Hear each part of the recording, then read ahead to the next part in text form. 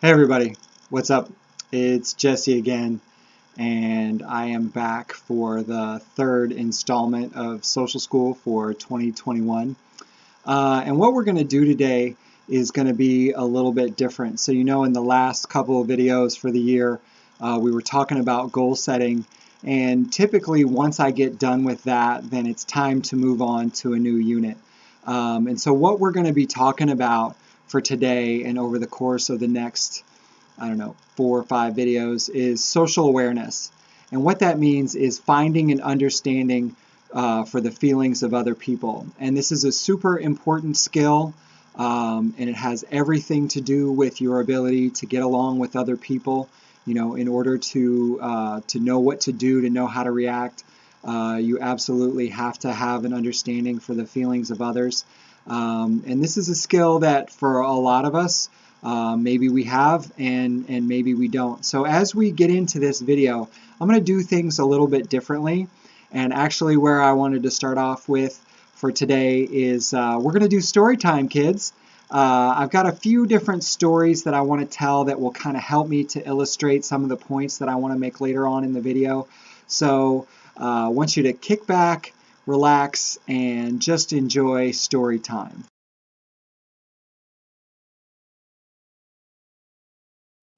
So I want you to imagine for a minute that this is your coworker Jane, and you have worked with Jane for, I don't know, say about the last 6 months. You've kind of been working for you. She's one of the managers at your office, and usually Jane is a very happy, friendly person. You guys have a good working relationship. She's always nice to you. Things are usually pretty good. But over the last couple weeks, Jane just kind of hasn't been herself lately. And, things are kind of going along and you don't really think anything too much of it. But one day you notice that Jane gets a phone call. And at the end of the phone call, she's just not herself. And so as Jane goes along throughout her day, you talk to her, things get worse and worse till finally in the afternoon, Jane is at her desk and she just breaks down crying. And you can tell that, something is going on and you're just really not sure what to do. You asked if she was okay and she said she was fine, but obviously she's crying and things aren't fine. And so you have to decide, what it is that you should do. How do you interact? What do you say? How do you know what to do for your friend and coworker Jane?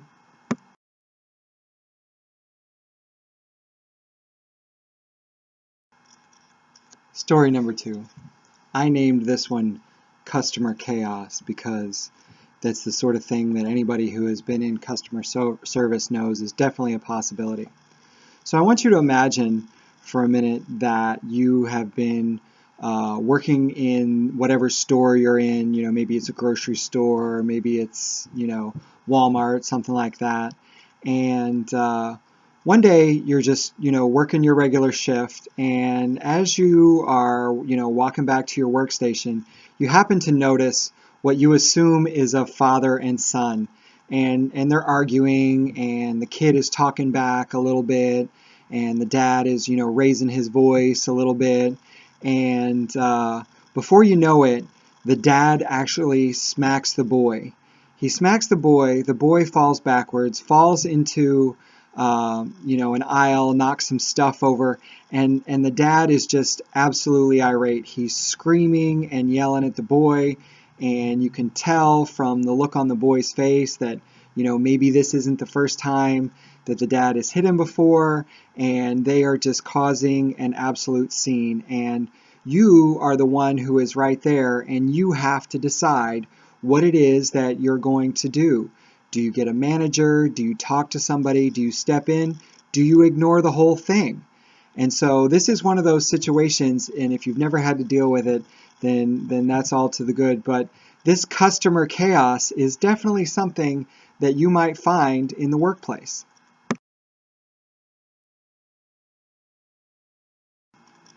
Story number 3, more than friends, and I'll keep this one short. I want you to imagine that you've just started a new job, and you like the people that you work with, and you get along with all of them, and things seem, pretty cool where you are, and you get to know these two guys, Michael and John. And at first you think that Michael and John, are just really good friends. They hang out a lot. They do all kinds of stuff together at work. They work together after work. They hang out with each other. And one day you're in the break room and you hear a coworker talking about Michael and John.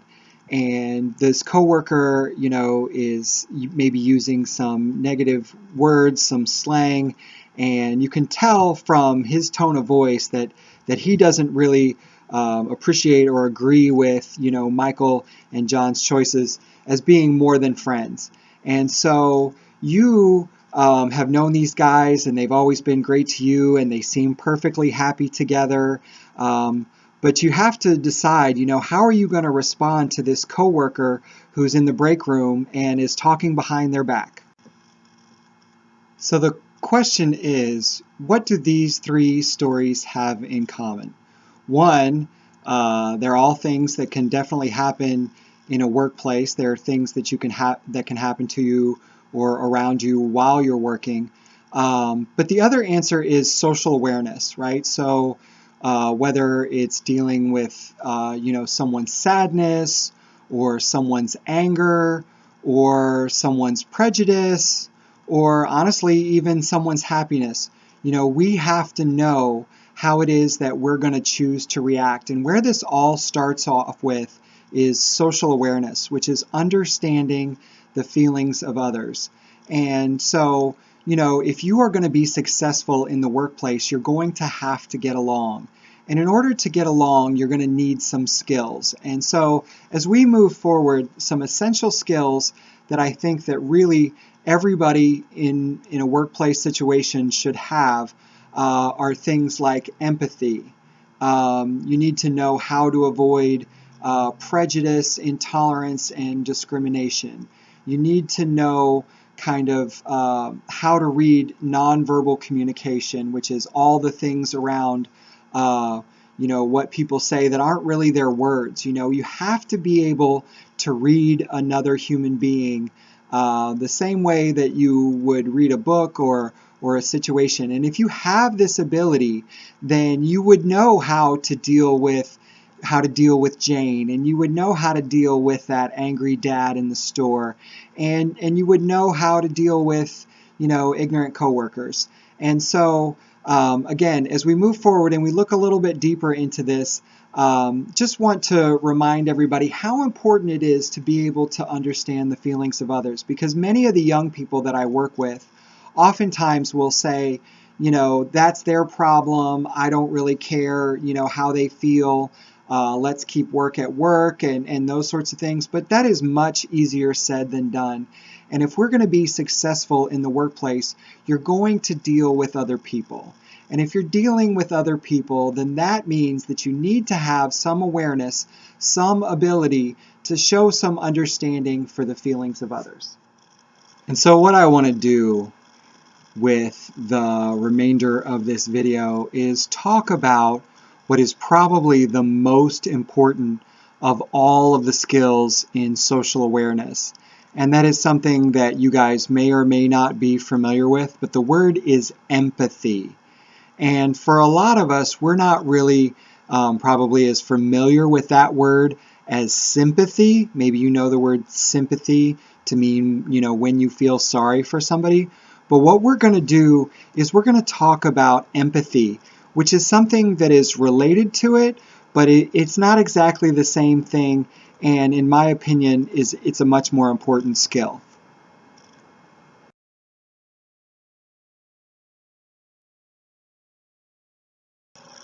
So in sympathy, which we are more familiar with, you feel sorry for someone. So let's imagine that your neighbor's dog dies, and so you send them a sympathy card, right? And so sympathy is a thing that the card industry has definitely kind of honed in on.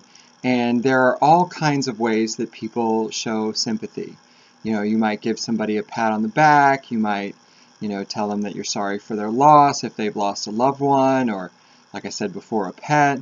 Um, but in sympathy, there's kind of this little sense of disconnection and sort of maybe sucks to be you, and we're not really connected, right? And so when we look at empathy, empathy is when you show an understanding for the feelings of others. You know what it feels like to be them.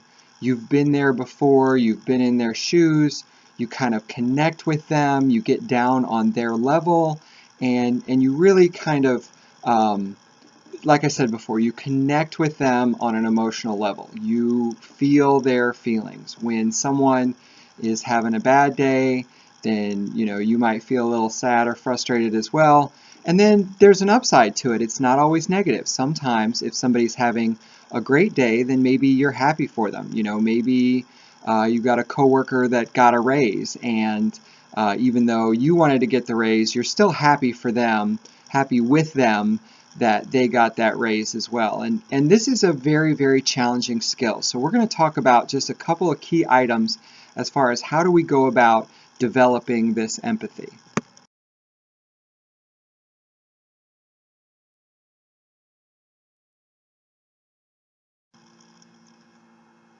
Believe it or not, empathy is a skill that actually most human beings are born with, and that's why I chose the pictures of those little babies who were, trying to comfort each other. From the time that we are very young, when we see other people suffering or going through difficult feelings, we have the urge to try to help them because we in ourselves feel that same feeling.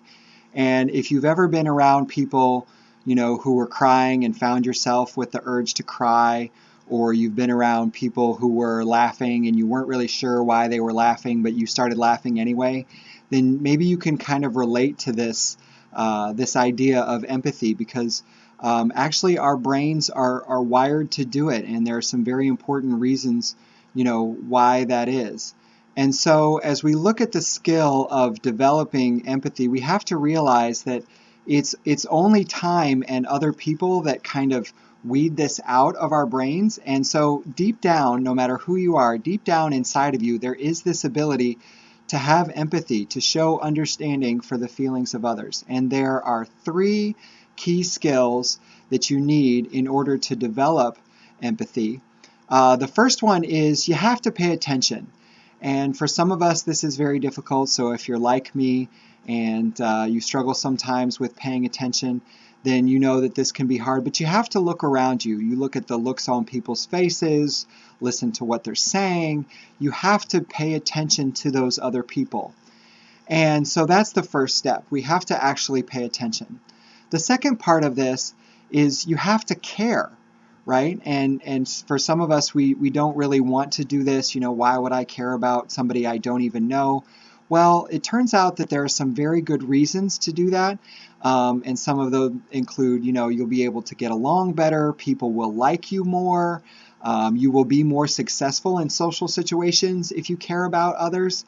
And so, if we pay attention to what's going on around us and the feelings of others, if we care about what's going on around us and the feelings of others, then we can go into the last of the very important skills, which is listening.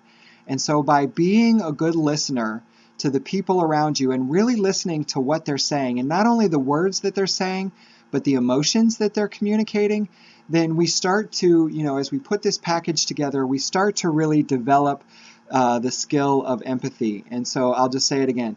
You have to pay attention, you have to care, and you have to listen to other people if you want to have empathy. And so to wrap up the video for today on social awareness and empathy, I'm going to do one more story. And I've included this story just as a way to kind of illustrate, again, the difference between sympathy and empathy. And so hope you enjoy story number 4.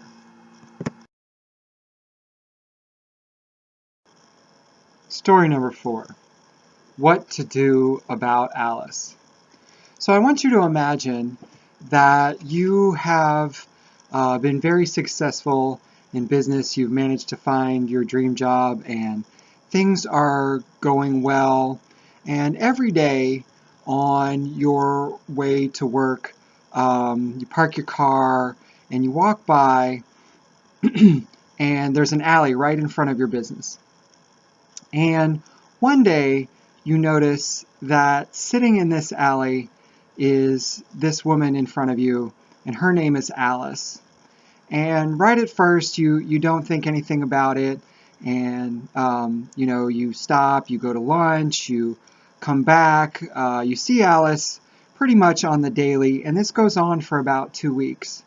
And then one day Alice looks at you as you walk by and you're on your way to lunch, and you say, and she says, I'm hungry, I'm hungry. And you're not really sure what to do. And so you've got some leftovers, and you've just gone to Subway or whatever and gotten your favorite sandwich, and you've got half a sandwich with you, you've got some money in your pocket, and you have to decide what to do about Alice. How you decide to handle this situation says a lot about how much empathy that you can have for other people. Because really, there are a lot of choices that you have here. There's kind of a spectrum. We go from all the way, not caring at all to, to truly what is an empathic response. And so as we look at this, we start off on the one hand. Maybe you don't care about Alice at all. She's homeless. It's not your problem. You don't want to deal with it. You don't want homeless people hanging around your office, and that's how some people would choose to react. Another response, and this is kind of more along the lines of, sympathy, is maybe you decide to, give her some money. Alice is clearly homeless, she's hungry, you decide to give her some money. Or maybe you decide to, give her a sandwich. And I don't know if you've ever had to deal with homeless people before, but I've seen all kinds of responses to people. Once in St. Louis, I saw someone actually throw their change at a homeless person. And that even by itself is not a very sympathetic response. And so sympathy, you feel bad for Alice, but you don't really, want to interact with her. Maybe you're a little bit scared of her, and that's understandable. But an empathic response to Alice would be to actually stop and talk to her and find out, what's going on with her and how did she end up in this situation. And an ultra empathetic response, maybe you decide to take Alice to lunch next time. And that's not a thing that, a lot of people would do. And so certainly I'm understanding if you don't want to have lunch with a homeless person. But for people who have real empathy, for people who maybe know what it's like to be homeless, for people who, really do care and want to, to be helpful, there are all kinds of choices. And so certainly it's not my place to judge, but I strongly, strongly encourage everybody that I work with, all of my students and all my clients, to try to develop empathy. Try to develop some sort of understanding for the feelings of others. And especially during COVID and these difficult times, really all of us are going through some difficult times, some difficult circumstances. Your teachers, your coworkers, even your customers when they act crazy, those are human beings. And so if we can manage to treat them like human beings, if we can care about them, pay attention to them, listen to them, then our interactions with them will be a whole lot better. And so that's all I've got for today. Thanks everybody for watching this video and playing along with Silly Old Story Time. This is the last video that I will make in the month of January. So with that, I will say goodbye, and I will see everybody in February. Bye-bye.